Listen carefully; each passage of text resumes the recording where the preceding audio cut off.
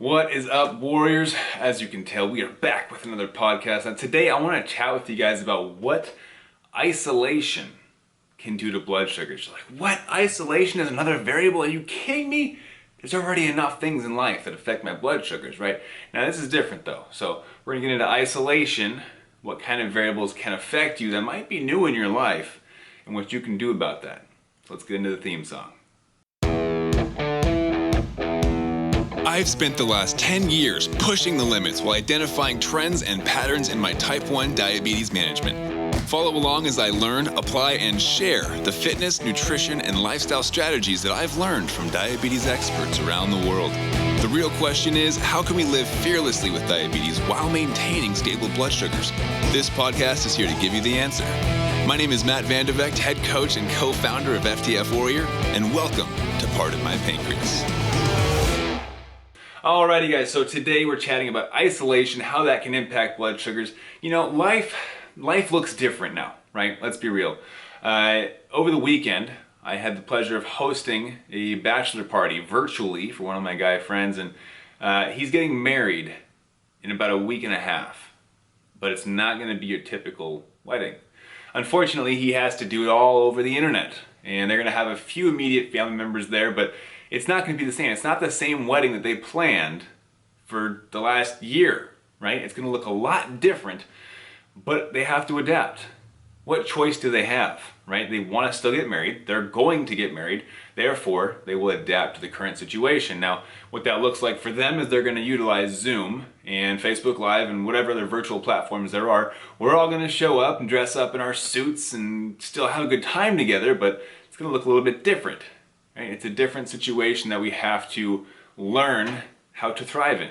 Now, with your diabetes, it's a new situation, it's a new environment, it's a new everything. With the isolation aspect, with the coronavirus and staying indoors, or at least you should be for the most part, right? Things have opened up and closed back down. We're in a place now in California where things that have opened up are again closing back down.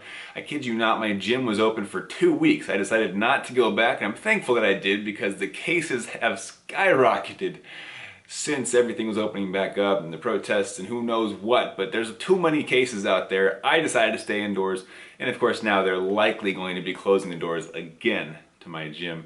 I have a sneaky feeling that they opened the doors just so they could charge us again and then close them, so that's a different topic. But fact of the matter is, I have not gone to a gym in, what has it been, like 4 or 5 months now?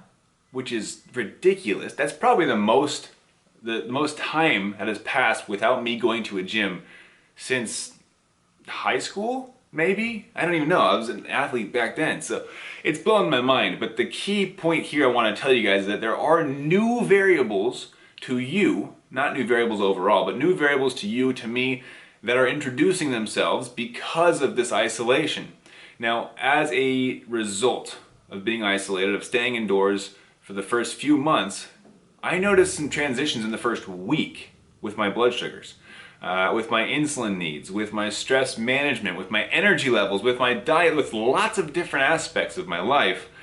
But I want to talk to you guys real quick about what my insulin levels look like and kind of what I used to counteract that. So in the first couple of weeks, I noticed that my insulin needs went up by about 18%. I say 18%, and you're like, Matt, that's ridiculously specific. And I know, I know it is, but that is the power of the formula that I teach, the blood sugar formula. I know, based on my formula, what I needed exactly to establish my foundational level of insulin, my basal, right, my bolus as well.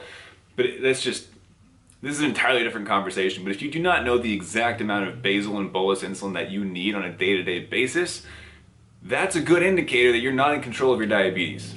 Right? That's likely the reason why you're seeing massive fluctuations, because you're either not taking enough insulin or you're taking too much, causing you to rebound and go roller coastering all day long.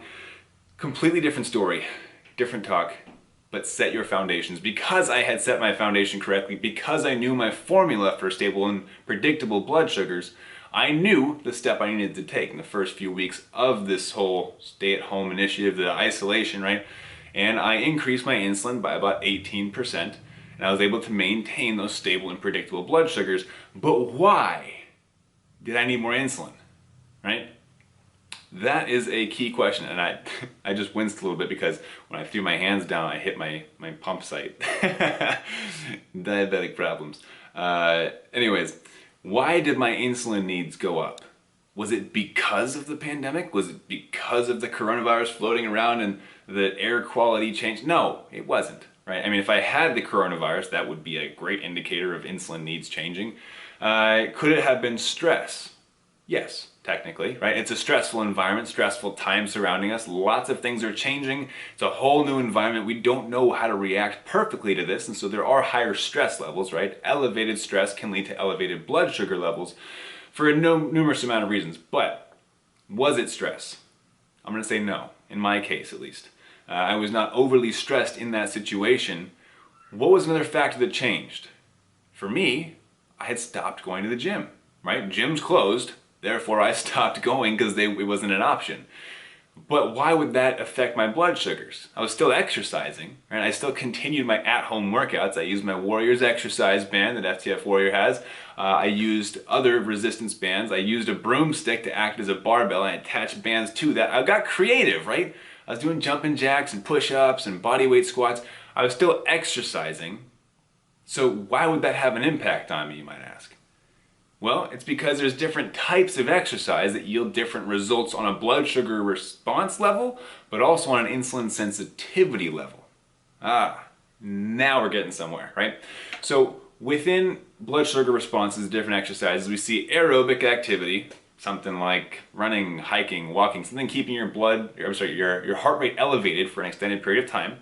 And I try to stay surface level, but I love defining this one. Keeping your heart rate elevated to a point of around 70% of your maximum heart rate. We went over these rules in a previous podcast episode, but 70% of your maximum heart rate for a minimum of 20 to 30 minutes constitutes aerobic activity, okay? Jogging, running, walking, hiking, all that kind of stuff. Typically drop blood sugars, and anaerobic, more intense side of the workouts, more often associated with weightlifting, can often rise blood sugars.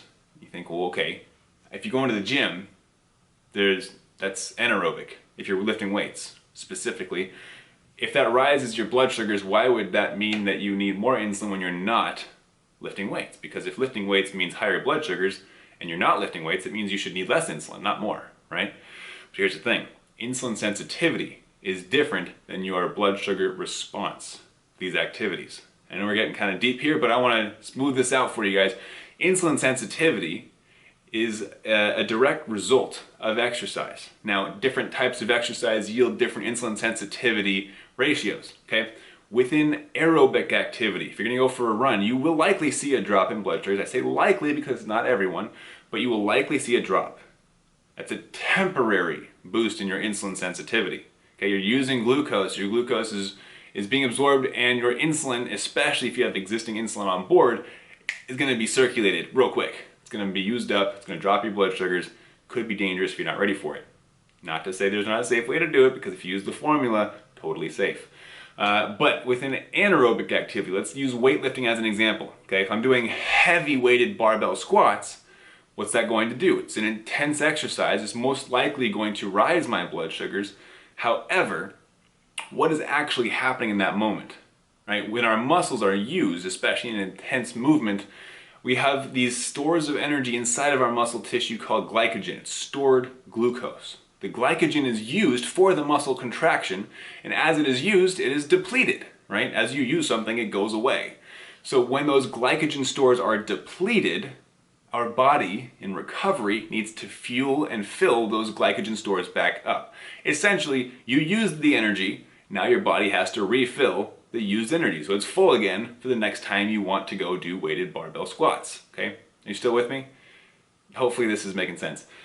Once you have depleted those glycogen stores, your body's going to pull glucose via GLUT4 receptors into the glycogen stores, which means you're using glucose from your bloodstream, which is effectively lowering your blood sugar over a period of time after the workout. Wait a second, so if blood sugars can rise during the workout but then lower after the workout, what does that mean, right? That means you are insulin sensitive. You are in a sensitive to insulin state following resistance workouts, okay, or anaerobic activity. Now the same is true for aerobic, but in a different sense and for a much shorter period of time. For aerobic activity, you are likely going to remain insulin sensitive for roughly 24 hours, for one day. But after anaerobic, or heavy weightlifting, intense exercises, you are more likely to remain in an insulin sensitive state for 24 up to 72 hours, which means you remain in an insulin sensitive state for 1 to 3 days. Wow, right? Big difference. Big difference in the insulin sensitivity that is yielded from different types of exercises. So, what was at the gym that I do not have at home? Heavy weights, anaerobic activity, further yielding insulin sensitivity over longer durations of time, right? So as I began to do my at-home workouts, I was no longer able to push myself to the absolute max with heavy weights and deplete those glycogen stores, meaning I was unable to maintain that heightened level of insulin sensitivity over longer periods of time, which meant most of my workouts were still helping me to maintain insulin sensitive states, but not at the same level I was before, okay? So as a result, since I wasn't able to push myself with those heavy weights, my body needed a little bit more insulin to shuttle the glucose into my cells. As a result, I needed roughly 18% more insulin. This is of course going to vary for everyone. I'm giving you my story as an example so that you can see not only do different types of exercise yield different blood sugar reactions, but different types of exercise will also yield different levels of insulin sensitivity for different durations of time. Your body will respond differently than mine. This is why you need the blood sugar formula. This is why the blood sugar formula exists. We are all different, but the same concept applies to all of us. The same inputs, the same formula will yield your answer to stable and predictable blood sugars.